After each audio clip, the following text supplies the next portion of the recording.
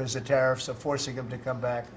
And remember, there are no tariffs if you build here, and that's a big factor. So we have record numbers. Howard was just telling me the numbers that we're talking about are crazy, beyond anybody's wildest expectation. So they'll be doing a lot of building, all sorts of businesses, including the basics of automobiles. We have, as you know, Honda is coming in with a massive plant to Indiana, but there are many plants that are happening, and literally some are started already. General Motors is already redoing plants that were half abandoned, or they have plants that weren't being fully utilized. They're going to be, they and others are going to be making parts and other things in those plants so that it's one-stop shopping finally. It's ridiculous. You had to go to Mexico, you had to go to Canada, a car went all over the place. It was like, I don't know how that would have worked, but that's the way it sort of ended up. We had a deal, and we have a deal, which is fine, but people took advantage of the deal. They cheated.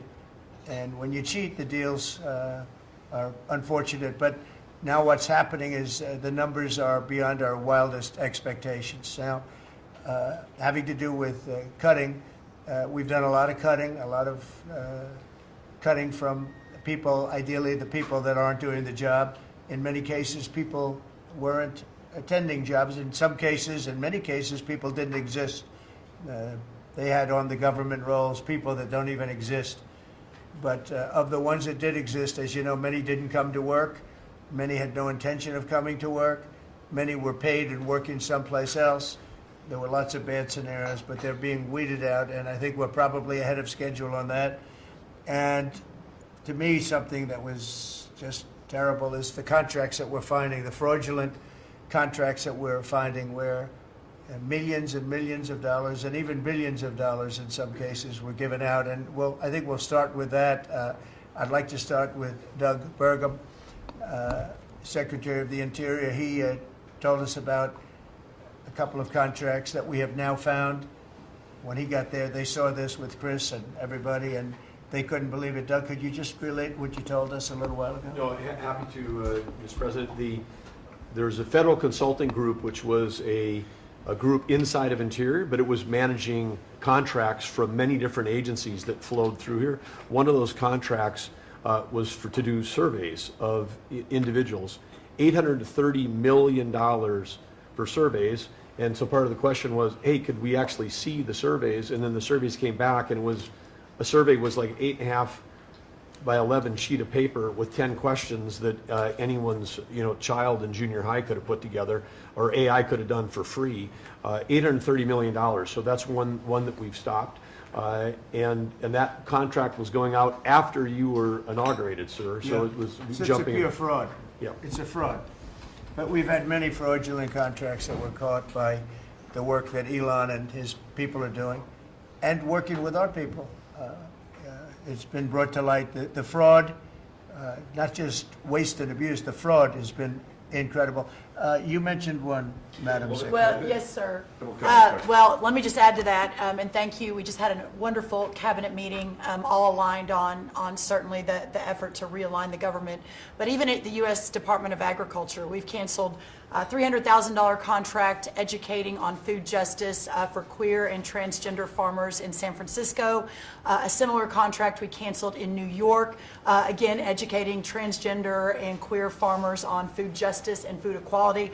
I'm not even sure what that means, but apparently the last administration wanted to put our taxpayer dollars towards that.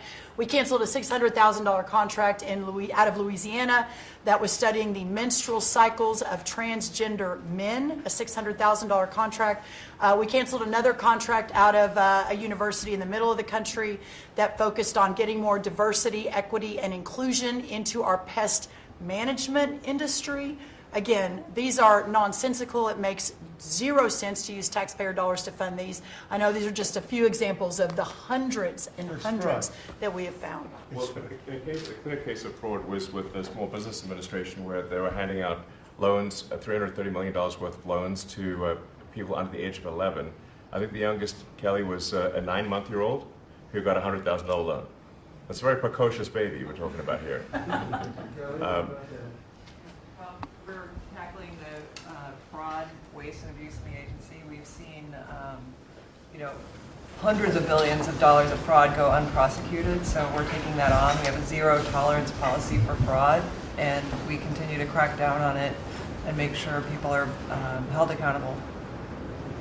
It's amazing. And you have a lot of that. You've found far too much of it. It's a pure fraud.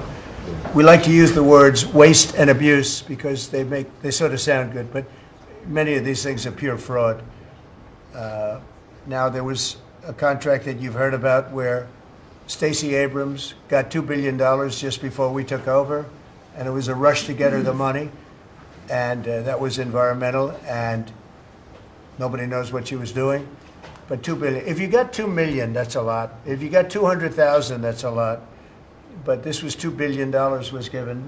Lee, do you want to talk about that? And the other one that was even worse? EPA has now canceled over $22 billion worth of contracts. $2 billion going to this NGO that Stacey Abrams was tied to.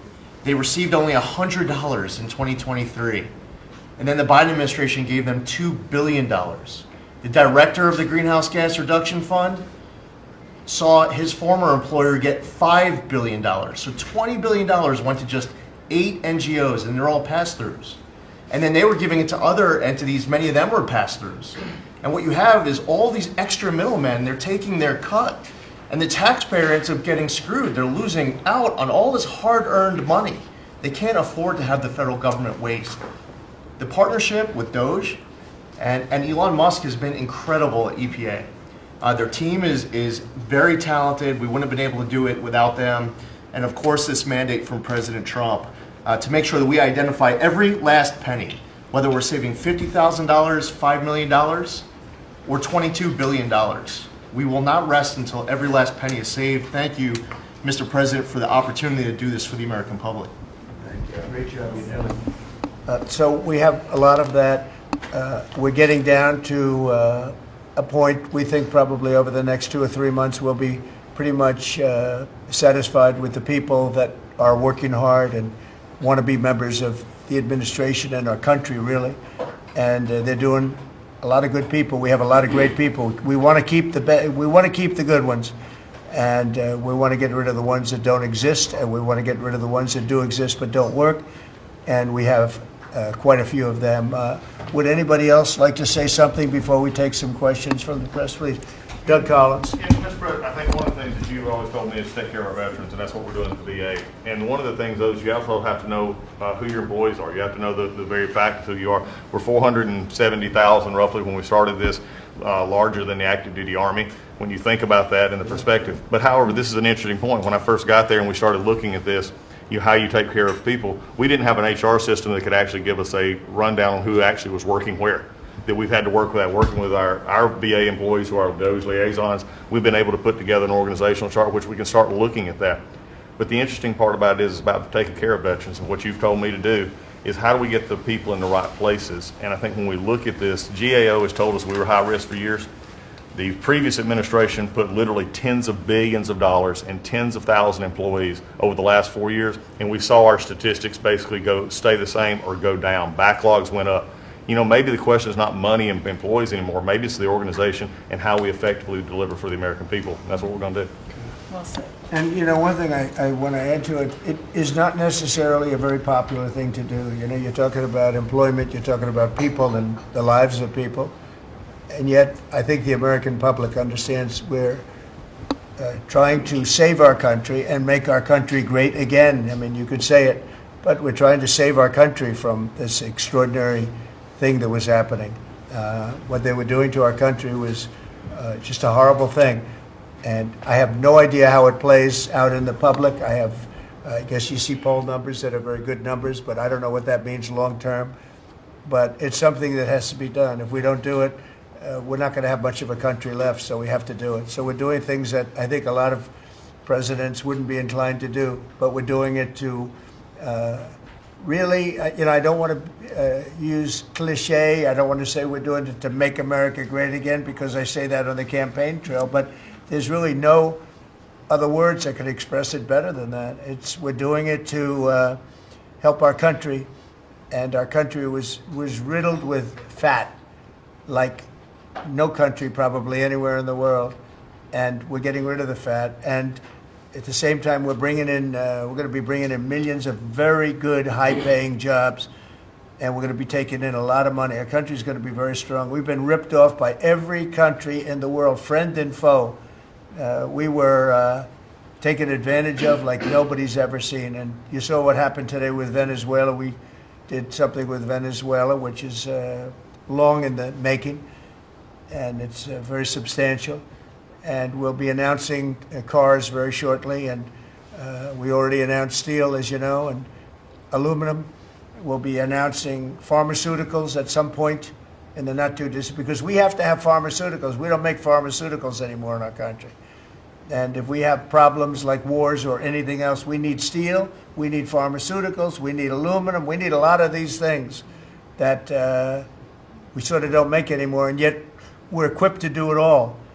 So we'll be announcing some of these things in the very near future, not the long future, the very near future. And it'll bring in billions of dollars, billions and billions, and it'll bring in, maybe more importantly, jobs.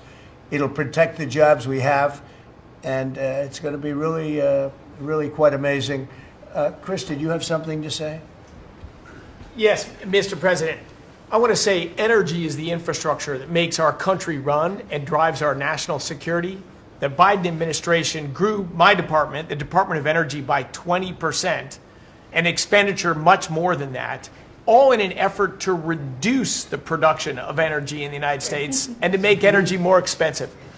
We are stewards of the American taxpayer dollars, right? That's the job of everyone around this table, led by you. We want to reverse that trajectory and care about every dollar an American taxpayer gives us, and are we using it for the benefit of Americans? Let me tell you one thing, huge growth in expenditures, huge growth in employee count. Puerto Rico, an American territory, had its electricity grid destroyed. They had billions of dollars in the Department of Energy to help Puerto Rico, yet they didn't spend that money, because that money would have meant more energy, more jobs, more prosperity in Puerto Rico. They wanted to have them as a poster child of wind and solar. This island should run on wind and solar. That just doesn't work. But they cared about politics more than the American people, and they didn't treat the dollars like they were their dollars. Yeah. This table, the team you have assembled, we're treating the American dollars like they're our dollars. Yeah. Thank you. We're doing a great job on energy, by the way. We have things happening with energy that will knock your socks off. A really amazing job. Howard, you want to say a couple of words? Well, what is so exciting is April 2nd is just around the corner, and that's American Liberation Day. That's the day when the rest of the world starts to treat America with respect. And your leadership, understanding how the rest of the world treats us and what balance and what fair trade finally is going to be, is going to take care of America. It's going to launch the External Revenue Service to start to build the power and prestige of America back. And I'm honored to be helping you on that course. It's an interesting term, right? The External Revenue Service. We're going to take in a lot of money from the outside, and that's going to keep our taxes low, and I think getting a lot lower. It's going to be a lot of money, and the external will take care of the internal to a large extent. So I think it's going to be a beautiful transformation. Linda, you might say a couple of words. You've done so amazing. It's a 50% cut, and more importantly, we want to bring education into the states. We're at the bottom of the pack, but we're the most expensive per pupil, and we want to bring education back to the states where they can teach the students lovingly with their parents and with the boards and everything else, and they'll be every bit as good as these other countries. These individual states will do a phenomenal job. You want to say something? Yes, sir, and if we think about education, if we don't address the issues in education now and start getting our scores up, what are we going to find our next generation after that? Where are our engineers, our doctors, our lawyers, our scientists, our AI and technical experts going to come from? We will go farther and farther down, and with everything else we're doing within our country, building manufacturing, bringing all of that back, if we don't educate in the best way we can, we will be lost, and those generations will be lost. It is, I think, the cornerstone of our culture and what we need to focus on. And so by having education at the best place where it can be, which is at the states, the local levels, with governors, with best practices and tools, which I hope the Department of Education can help supply for them, we'll do it. And Linda, as you know, the SBA has taken over her student loans, which is a lot of loans. It's a big job, and Kelly, we appreciate that. You're going to do fantastically well.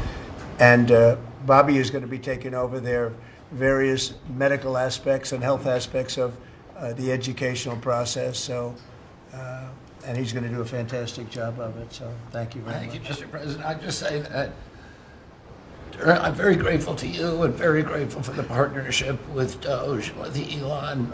We've identified extraordinary waste in my department and HHS. The expenditures, the budget of HHS during the Biden administration went up by 38%.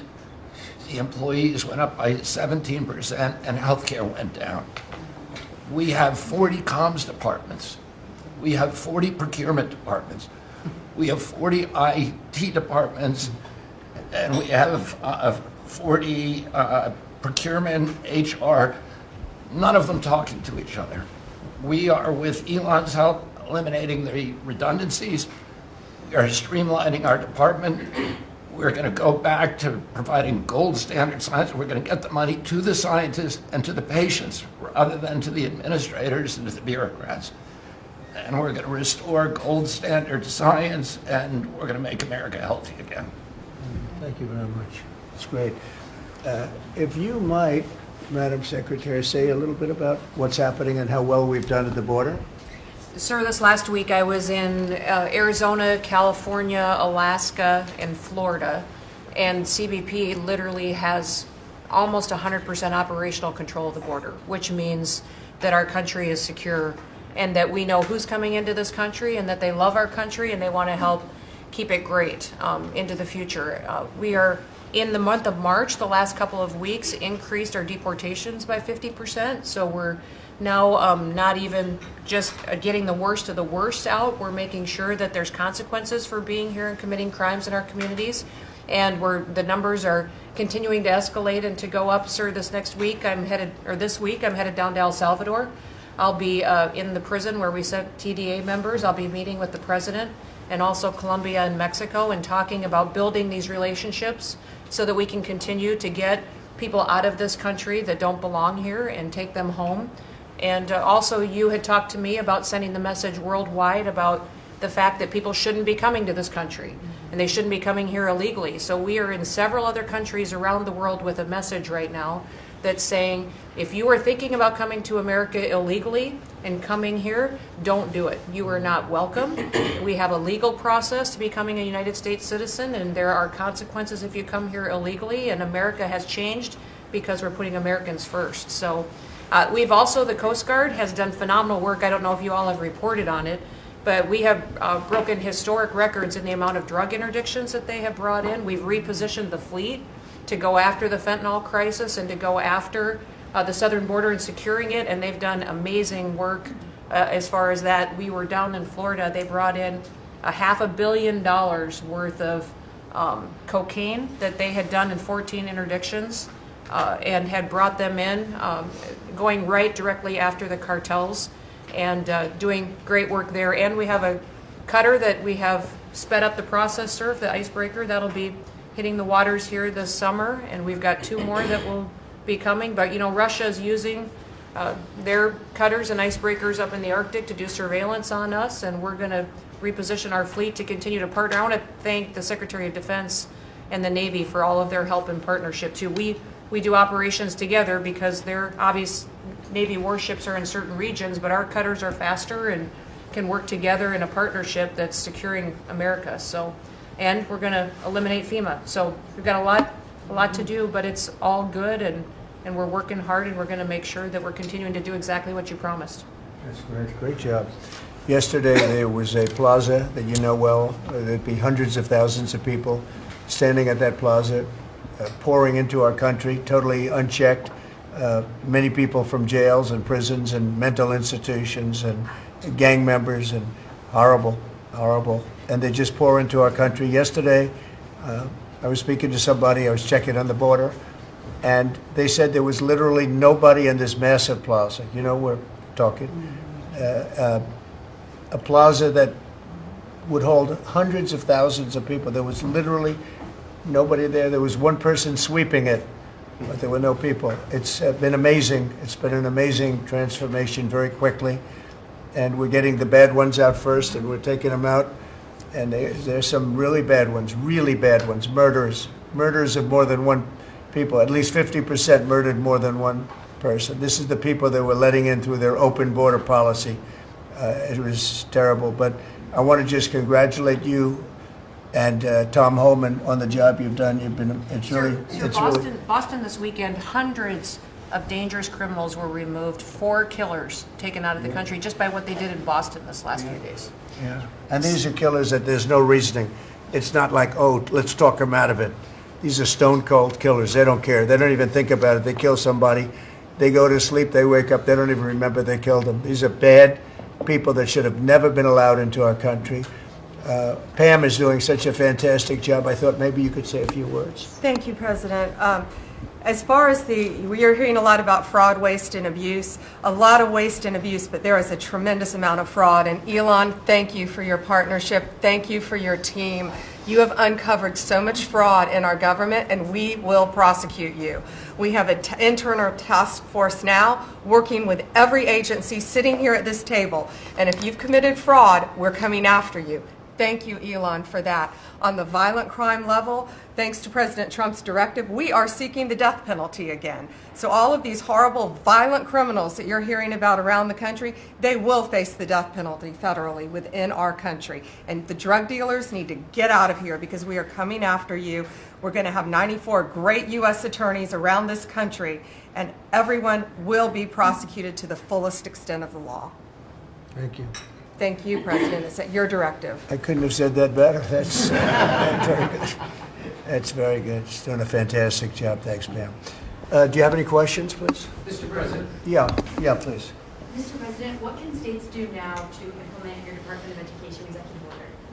Well, I think what's going to happen is we are cleaning out a lot of things like the loans, student loans, which will be handled very professionally by people that do that. And then, as you know, RFK Jr. is going to do a fantastic job having to do with health and the other things, and frankly, better than the people at the Department of Education. You see the buildings all over D.C., and then the rest is the states are going to start coming in and taking all of the information on all of their students. And I think a lot of that information is going to be shipped to different states like Iowa, like Indiana, like so many. They're so anxious to get, they're calling us, and they're so anxious to get it. We'll be shipping the records of the children that they're taking care of, that they want to take care of, and the process will begin. And I think it won't be that long before the states will be really running the Department of Education. Our teachers are going to be taken very well care of. And I said, personally, I don't care union, non-union, it doesn't matter. Teachers are so important to this country and to me. And we're going to take great care of our teachers, and I know it's very important to Linda. So I think you're going to see a tremendous change very quickly having to do with education, and the process has already begun, very strongly begun. I think we've done, in whatever it is, 8 weeks, people are amazed at how much we've done in terms of the safety of the country. In fact, I would like to ask maybe Marco to say a few words on what's happening with respect to, in particular, Russia, Ukraine, where we have some pretty good news. I think we want to get it stopped. We're losing 2,500 young people, and these are Russian and Ukrainian people largely. And they're not American people, but on a human basis, we want to get it stopped, and we want to stop spending billions and billions of dollars to a country that we think it's time. And we're doing pretty well. Marco, do you want to say something? Yeah, Mr. President, first of all, I think the American people should be proud that we have a president that's promoting peace and the end of conflict on this planet. This is a war that's gone on for 3 years, as you pointed out, that, as you rightly pointed out, would have never happened had you been president, but now it's here, and it needs to be brought to an end. There is no military solution to this war. It has to end through negotiation. And there's only one leader in the world that's capable of bringing two sides to a table, and that's our president, the President of the United States, President Trump. And that's what he's done. And so today, even as we speak, we have teams on the ground in Saudi Arabia meeting with the respective sides in the hopes of making progress towards this outcome that we all want to see. And And I think that the country owes you a great debt of gratitude, and the world really, because I mean you're the only leader in the planet that can bring the two sides together to bring an end to this conflict, and that's what you've done, and you've done it despite impediments from other countries and others who maybe have different opinions about how this should go. But ultimately, I think that the only chance we have for peace is through the president's leadership, and you've shown that, and we hope it'll bear fruit, and today will hopefully be one step more in that direction.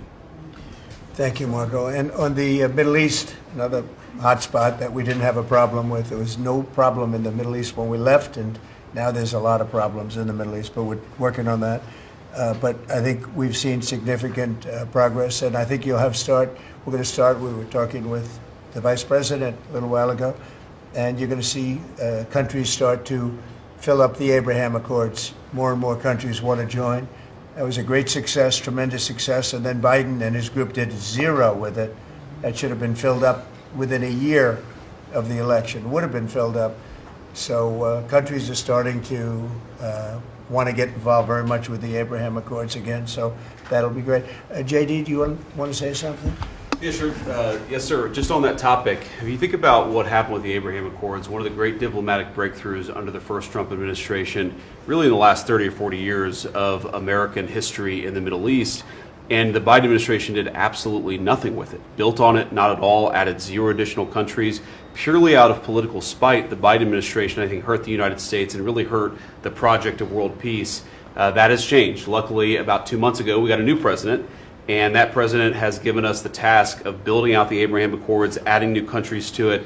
And really what you see is a lot of these countries that have historical, ethnic, or religious hatreds want to build. They want to build new artificial intelligence. They want to build new real estate projects. They want their citizens to become rich and prosperous and peaceful, and they're setting to the side some of those old hatreds under the leadership of President Trump. So it's early, but we made a lot of progress, and we'll keep on making progress, sir. Thank you, JD. One of the things that's very important, I think, to mention, I saw a show yesterday, and they had a Democrat congressman on. It was on Fox. And he said, well, President Trump said prices would be coming down, and instead he's focused on other things. Well, we are focused on a lot of other things, like peace, like all of these companies that are moving in and jobs. But what he didn't say is that prices have come down very substantially. And if you look at when I came in after 1 week, they were screaming at me about eggs. Eggs had nothing to do with me, but they were through the roof, and you couldn't get them. And now they're down about 35, 40%, maybe even more than that. I'm going to let Brooke, if you would just discuss that. And groceries generally, prices are coming down, and energy prices are coming down. And I hope the Fed lowers interest rates, and then you're going to see interest rates coming down, and I'll have you speak about that in a second, Scott. Brooke, go ahead. Well, sir, thank you. I think the first thing that's really remarkable to note is that the prices of eggs under the 4 years of Joe Biden increased 237%. 237% in those 4 years, and yet it wasn't covered in the press at all. No one talked about the price of eggs in the summer of last year, for example, from the media. So, of course, the president wins, and he is inaugurated, and the next day, everyone is yelping about why the price of eggs are so high. So it was certainly one of many, many issues we took on under the 4 years of Joe Biden. We had the cost of input go up 30% for all of our agriculture products. At the same time, the trade deficit increased $49 billion. So it was zero under the first Trump administration. And then under Joe Biden, we sold $49 billion less of our ag products around the world. Then you combine that with the avian bird flu, and I know I've talked to a lot of you in the press on this over the last 3 or 4 weeks. But listen, here's the deal. The president, under his vision and support, we released about a month ago a very significant plan on how to bring the price of eggs down. It included 5 prongs. I won't go into it now because I don't want to bore everyone, but since that day, since we released that plan regarding biosecurity, repopulation, importing eggs, research, and then deregulating, taking those onerous rules off of our farmers, our egg-laying farmers. Since that time, the price of eggs, the wholesale price of eggs, has come down 53%. So we're going to keep working on it. Listen, it's not something you solve overnight. Avian bird flu and some of the other animal diseases, we're working across the government, several partners out in the cabinet on that, especially my friend Secretary Kennedy over at HHS. But we have a long-term solution, but at least for now, in the short term, thanks to to President Trump and so many that have worked so hard, the price of eggs are coming down, as well as the price of groceries. So thank you, sir, for the opportunity to lead on that. And the number is 53%, and they're readily available. So I think it's a fantastic job. And overall, groceries are down, too. That's right. They're coming down. So the consumer's finally seeing some good news instead of year after year of prices going up because of grossly incompetent leadership. Scott, you want to talk about interest rates, where you see it all going? Yes, sir. So we are, under your direction, we're reprivatizing the economy. We're bringing down government spending. We're bringing down excess employment in the government sector. On the other side, we're going to re-leverage the banking system. We're going to have all the new manufacturing jobs, so everyone who's laid off from the government will have an opportunity to go into the private sector, and that is going to lead to disinflation. Inflation is under control. We're going to get the affordability crisis fixed. So lower energy, deregulation, more private sector jobs that will naturally get interest rates down. Interest rates down.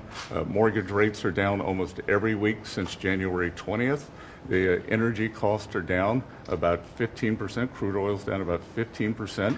And as we keep that going, interest rates are going to keep declining. It'll be good for mortgages. It'll be good for credit card debt. It'll be great for auto loans.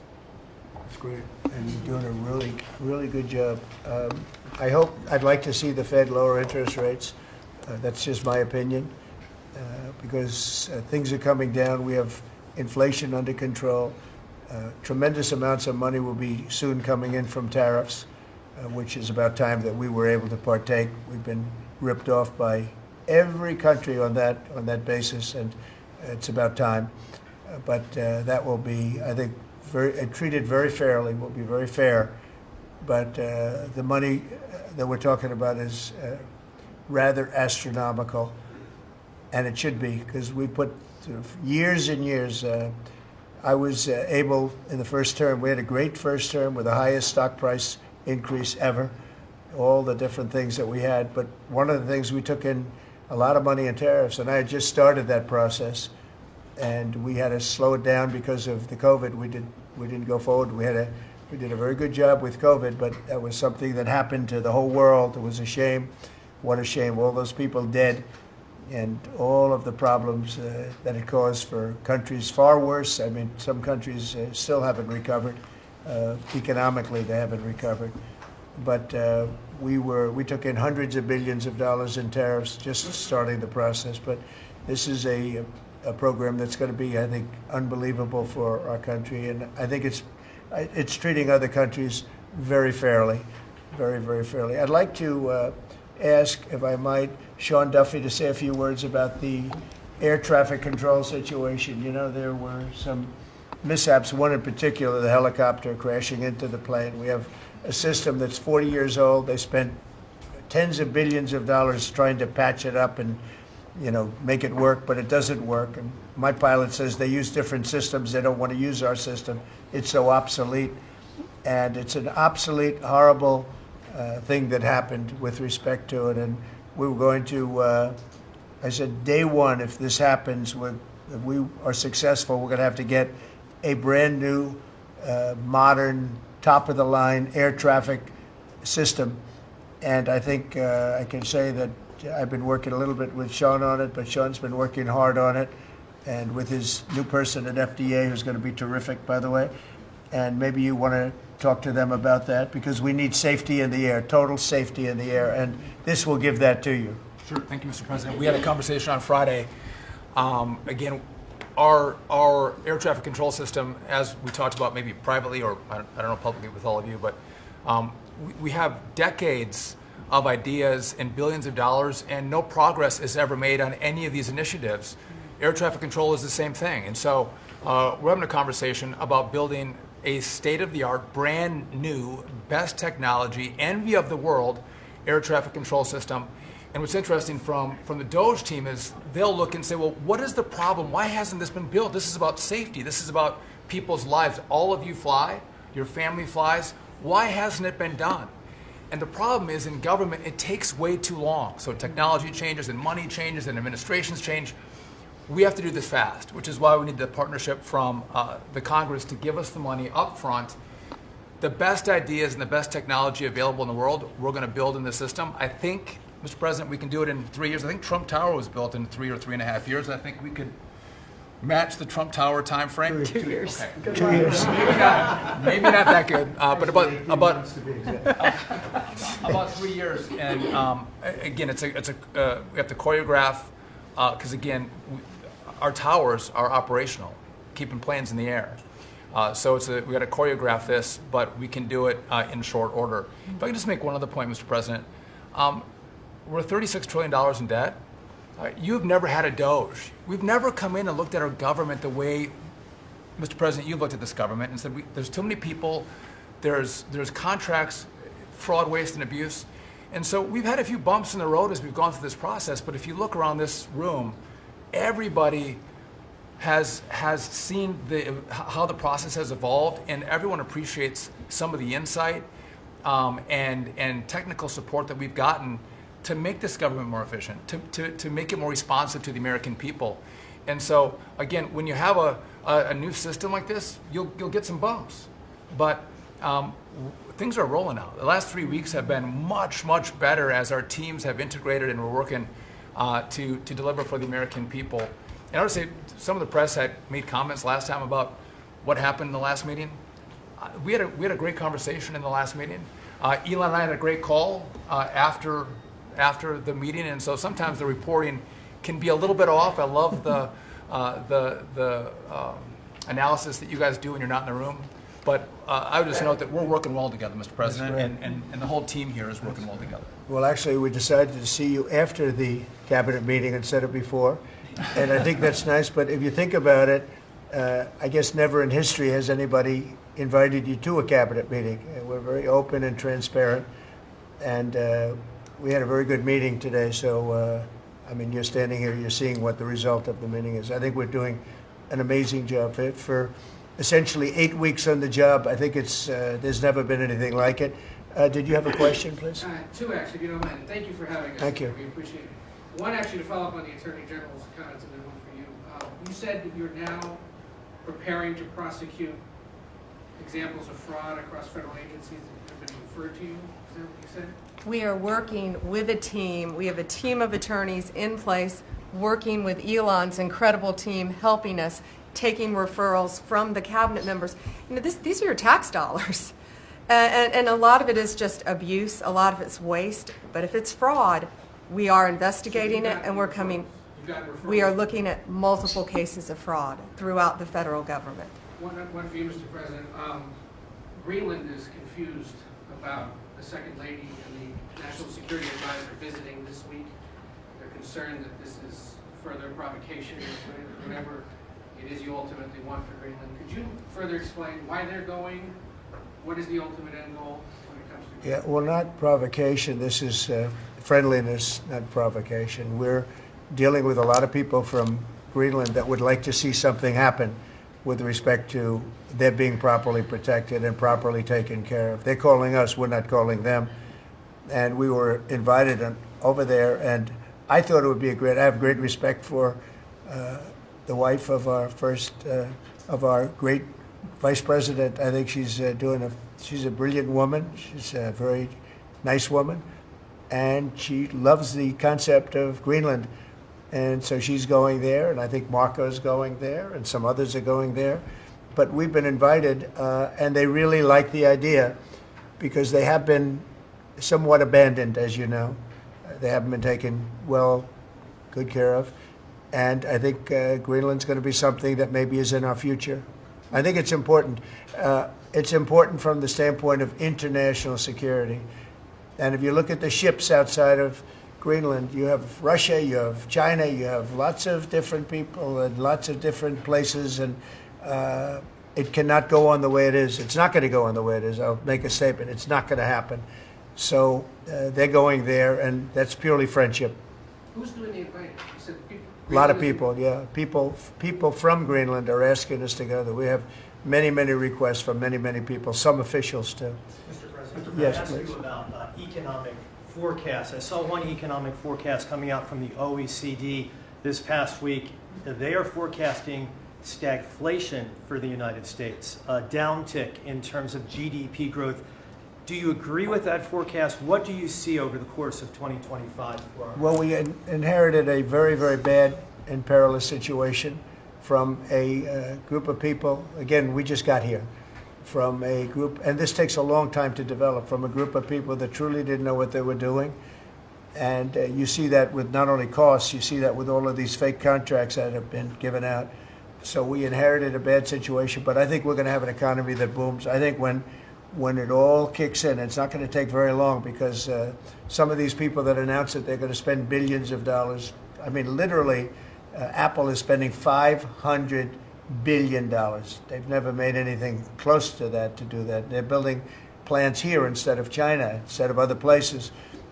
When it all happens, and it's going to happen very soon, these are people that are already, in many cases, they're already starting. They just announced, in some cases, they announced, but they actually started before the announcement, as you know, because some are already building.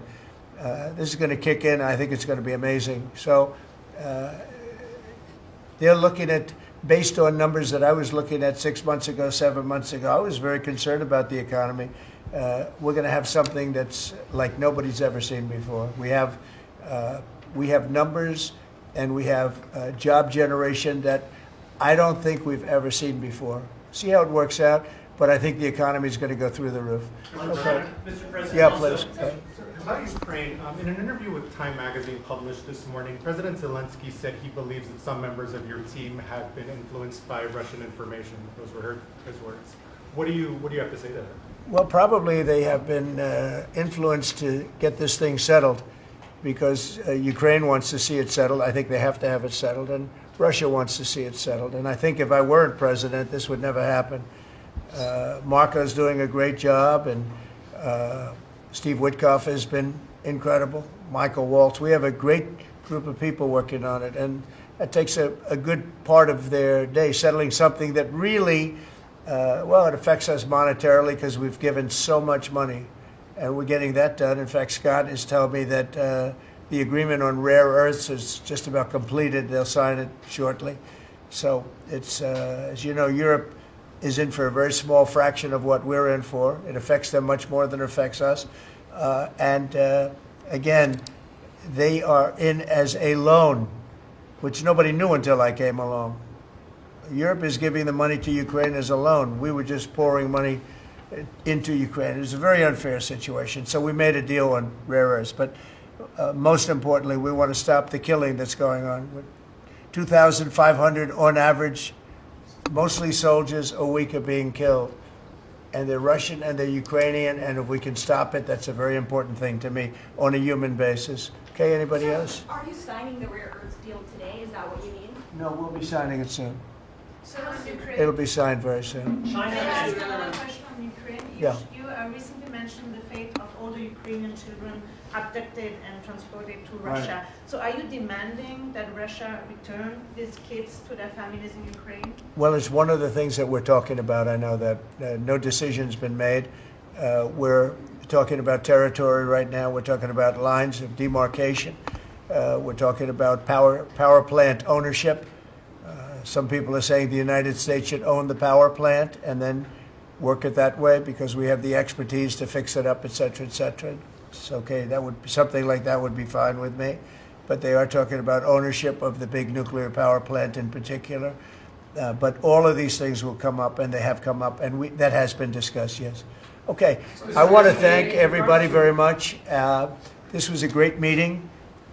These are phenomenal people. We're lucky to have them. I have to tell you, I want to thank you all. And Elon, I want to thank you. I know you've been through a lot with this horrible situation that happens. That's right. Saving America. It's very unfair. What he is a patriot. Here's a man that I can tell you, he's a friend of mine. He's become a friend of mine. He supported me in the election. That's when I got to know him. Really, I knew him a little bit from the first term, but not much. But he's a patriot more than anything else. He's never think of it. He has never asked me for a thing. He could have. I always say, I wonder if he's ever going to ask me for something. And that's always subject to change. And if it does change, I'll let you know about it. But Elon has never asked me for a thing. I mean, I got rid of the electric car mandate. I have no idea how that affects him, but possibly not good. I don't know. But he's never asked me for a thing. And I think that's an amazing tribute. I did get activated last week when I saw what they were doing. I said, he makes an incredible product, and we're going to go out and tell people you can't do that stuff and support him. They got to support him, because if he wasn't doing this, he wouldn't have any of these difficulties. And I think it's getting less and less. Pam has done a great job with regard to all of the, I mean, I know the kind of investigations that are going on. If she finds them, which she will, she already found 4 of them. But I think they're going to suffer very grave consequences, because they're really terrorists when you think about it. They're terrorists at a high level.